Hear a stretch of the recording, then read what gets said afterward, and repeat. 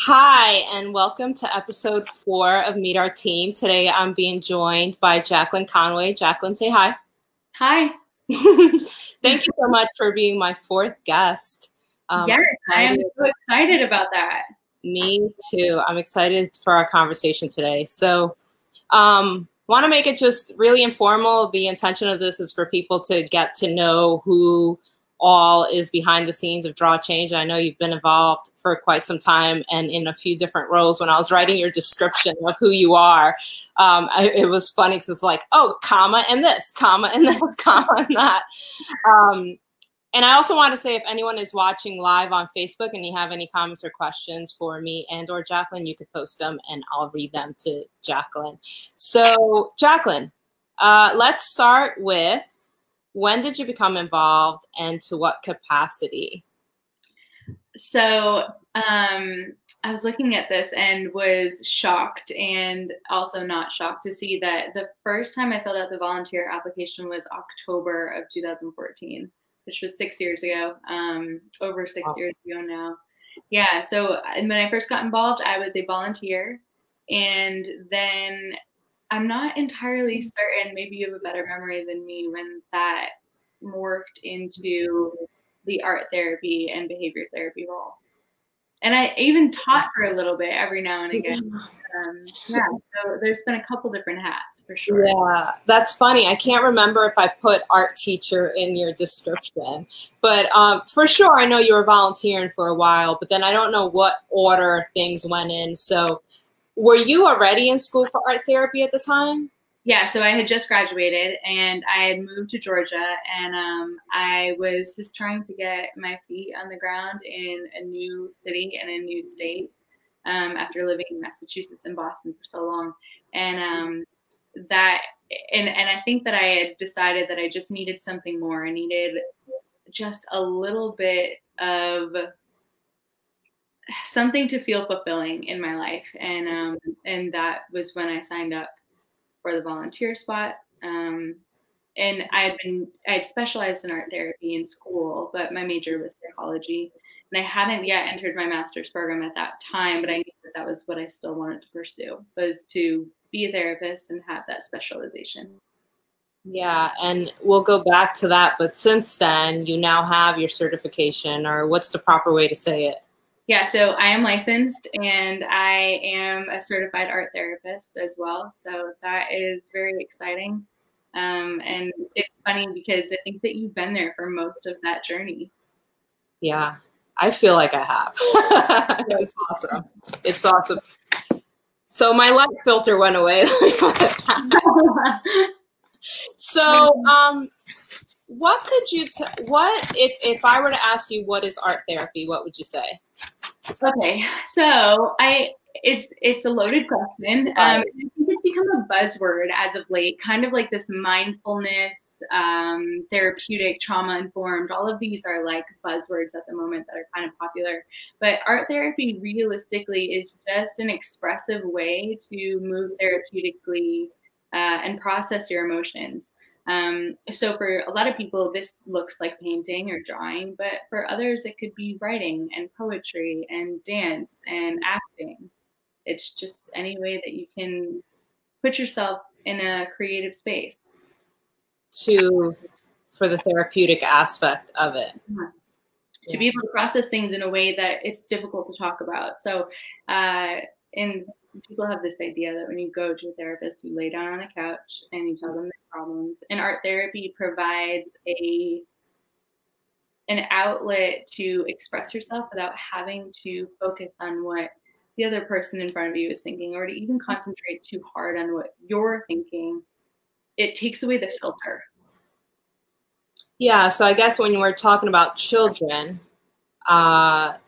it's a way for them to express what may be going on inside when they may not be able to verbalize it. Would you say that's accurate? For sure. Yeah. I mean, if you think about how art kind of an expression defies a lot of the boundaries of age, gender, race, socioeconomic status. I mean, it allows every child to be on the same platform, and it's empowering, gives them a voice. It lets them express themselves freely without there being any expectation. And that's really beautiful. Yeah, that is beautiful. So like going back to all the capacities that you've been involved in. So it was definitely volunteer. Yes, for a while. And that continued even with the roles. It was like I would take on a different role, but then I would come and volunteer at a different day during the week. Which is awesome, and we always appreciate it. Behavioral analyst, do you remember that? Yes, that was a really fascinating position. So you would go around with a clipboard essentially, and you would track behavior and to see the differences from week to week. And could you talk a little bit about that, about what that role was like? Sure. Yeah, so this was almost like a case study in a way, because we're taking this group of children that all come in relatively around the same time. And then they are part of a weekly draw change classroom setting, and watching their personality shift, watching their behaviors. And actually, I want to take that back. It's not watching the personality shift. It's watching different aspects of their personality emerge and things bubble up for them as their confidence grew. And that was the thing that I noticed most.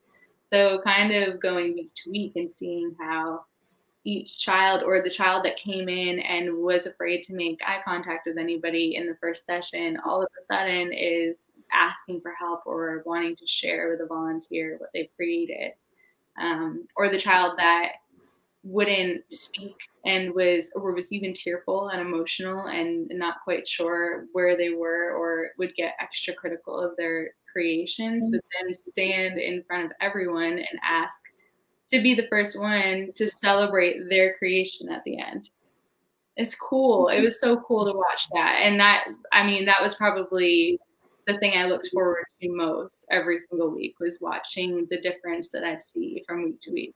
The growth. Yeah, it's awesome. And, you know, we can only say that and hope and that our program was a catalyst for that. Like what the changes we were seeing was because of all the attention the children were getting and all the types of activities that we were doing with them. And yeah, that's awesome. I think that's absolutely true. And I'm so biased, you know, but there's also a reason when you look at the number of people that stay with this organization. I mean, this isn't just a 6-week volunteer and then we move on to the next thing. Like, this has been 6 years, you know, and I plan to be here for as long as I possibly can. There's no end in sight. So I think that to itself speaks to how well this programming works. And the children most of the time just need someone to pay attention to them and make them feel like they're loved and that their voices matter. And what better way to do that than through these different curriculums that you've created, that we've all created really at this point. Right. Yeah, no, you've helped me quite a bit with writing the curriculum. And Tori and CJ are also both watching, and both of them, that's a good to prove to your point of, you know, the longevity of the people that stay involved. I think Tori and CJ both right around, you know, 4 to 6 year mark that they've been heavily involved. And it's so for me, it's so rewarding to see, because all three of you, now talking about the three of you, you have all left and come back at different times. Not left Draw Change, but you've left the state. You've left the city of Atlanta, and then you came back. And I know, you know, like for example, when you left, CJ, Tori, and I are like, oh, she's never coming back to Draw Change, and then you're back. And when CJ left, we said that CJ left for a whole year to travel, and Tori now lives out of state, but she's still involved. Yeah, so it's just so awesome to see. And then never mind the impact that makes on the children, that the continuation, I don't know how to say it, of the adults, of the volunteers that are involved and how they come back. So this is my filter for my life. This is what happens in live videos. Sorry, I'm back. I'm back. So then there was art teacher for quite some time there, and that was awesome to see you grow in that role. I don't know. Was that, would you say, your most challenging is too strong of a word, but the most?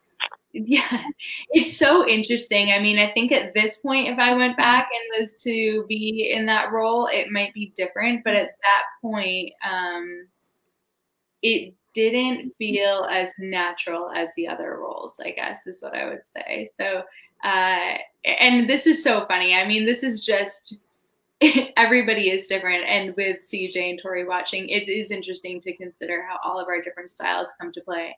I am very much a person that wants to give them the materials and be like, go for it. There's no direction. It doesn't entirely work. Trying to control, you know, make sure that there's not chaos and all sorts of things happening. So, yeah, it was a growing period for sure. Yeah, it's a very different experience from being the person that's there to comfort them one-on-one, and then being the person that's like, hey, all eyes on me, I'm about to explain something. Very different dynamic. Yeah. Yeah. Yeah. And I think that's something that I also didn't realize, because I'm always the strict one with everything. So I didn't, yeah, that's something that I didn't realize right off the bat. And then obviously now art therapist, you have written recently an amazing case study report for us that has yet to be published because of everything with COVID. Right. So tell us, like, I don't know, in 2-3 sentences what that report was about. And it's a little bit of everything that you already talked about. Mm-hmm. Yeah, that was, man, it's hard to think of 2 or 3 sentences talking about that because it was just so much. In a lot of ways, it was such a incredible compilation of everything that you've done. And I've only witnessed it for the past 6 years, but you've been working on this for a lot longer. And so it was kind of a dedication to the program itself, taking a look at why this is beneficial. This is so much more than 3 sentences. I'm sorry. It's okay.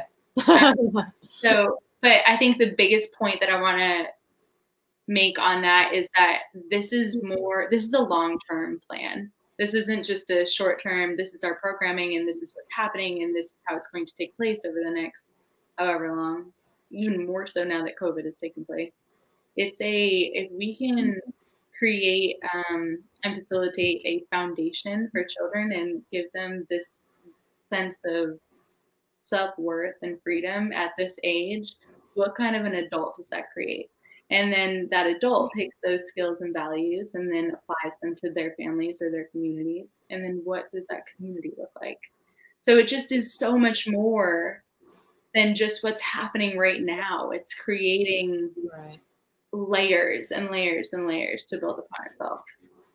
Which is so beautiful all on its own. And, you know, I am so entrenched in the day-to-day, behind the scenes and day-to-day going to the children all around the world that for me, when you brought that idea to me, I was like, yeah, you're right. We are doing this. We are preparing them for so much more than just, you know, it's so, I always like to say I have nothing against art for art's sake. I'm an artist myself, a fine artist myself, but it's so much more than art for art's sake, what we're doing with them.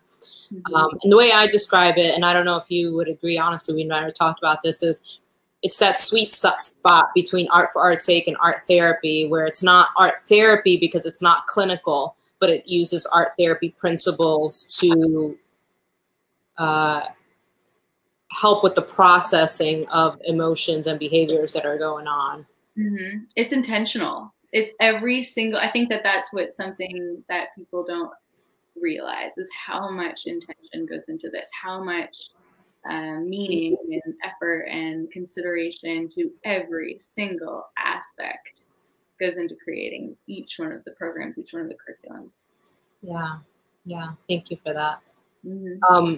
CJ says, having Jacqueline at the shelters was such a comforting presence for the children. Man. And Tori said, yes, it's so fun to be a part of curriculum building. Tori has built some of our curriculum also, as has CJ. So it's also awesome to have like you three, and I didn't know that they were going to join. I don't know if you did. No. But you three, amongst other people, of course, but you three have really been a foundation, a strong foundation that's helped me through a lot of years of ins and outs and arounds and everything with drawchange. So that has been awesome. So great. That's a huge honor. Thank you. No, thank you. What would you say if you had to choose? Do you have a time where, after everything you already said, right? But a time when you were like, hey, this works, or hey, like with my experience that I now have as certified art therapist, or what do you, that's not what you call it, is it? Mm-hmm. Yeah. Okay. Or registered art therapist. It depends on the state, but yeah. Oh. Or expressive art therapist, yeah. Okay, expressive arts. That's what I was looking for. This is working. This is helping our communities around the world. This is yeah. Big question. Yes, right. I had it's really hard to pin down one, especially thinking back at one of the first times, because it was a while ago, but it also I feel like it's so universal. So I guess taking a look, I've seen the program here in Atlanta, I've seen it in Costa Rica, and then being in Ethiopia. So 3 different cultures, 3 different communities. And thinking about when we were in Ethiopia, I think that was so monumental because we were using art not only for the therapeutic aspect, but as communication. So we were trying to relate to children that we don't speak the same language as through their artwork, and watching them grasp it so quickly, like they were hungry for it. And then however long we were there for, what was it, 3 weeks, 2 weeks? Yeah, 2.5, I think, yeah. So even in that small amount of time, watching the change that just snowballed from them, and watching them eat up every single bit that they could and use it to express themselves, hearing some of the feedback from their teachers and seeing and believing them that there had been this shift within the children. I think that was very rewarding and telling to how powerful it can be. Do you have a moment in that trip that sticks out? Yeah, it's hard to pick one. There was one child who was creating something and had been looking. We had been working with him for the past week, and he had always come in really bubbly and happy, and he had come in that day and wouldn't look at anybody, wasn't able to express any emotion with anyone. And we were painting, and again, he wasn't making eye contact. He wasn't engaging with anyone. And as soon as he was able to paint, you could see his body language change. So all of a sudden his shoulders kind of softened, and his facial expression didn't have that rigid hardness anymore. And he was creating in a way that felt like it was just flowing right through him. Whatever had happened, whatever was going on, he was now releasing it into his paper. And then he took it and he went bam and smacked it as hard as he could with his finger, with his entire hand, and then looked up and looked at me and looked at his hand and smiled and reached to match my hand with his.